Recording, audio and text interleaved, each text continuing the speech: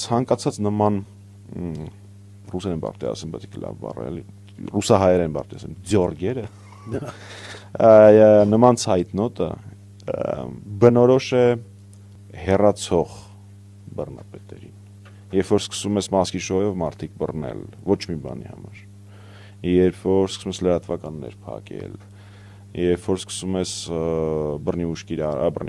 անհամաչափ ուժ կիրառել խաղաղցուցարանի նկատմամբ, բռնի ուժ, ճիշտ ասացի, իրական տեսանկյունից։ Երբ որ այդ ամենը սկսում ես անել, դա ցուցանիշ է, որ բռնապետը ցայտնոտի մեջ է։ Ու ես առասարակ հակված եմ աշխարհում ինչ տեղի ունեցող ոչ բնության մարդկության մեջ ինչ տեղի ունենում, փորձել բացատրել էներգիայի պահպանման օրենքով, որտեղ միակ օրենքն է, որ միշտ գործում։ Այդ դրել բառը չեղարկել, դու պիասա։ Թե դիկով չեղարին է։ Բառ ասելուց առաջ 18+ սրտի հիվանդություն։ Ու Ժորժ ջան, բոլորս տանը ունեցել ենք, տեսել ենք, առնչվել ենք զսպանակի պրոժինի հետ։ Ինչքան պրոժինը սեղմում ես,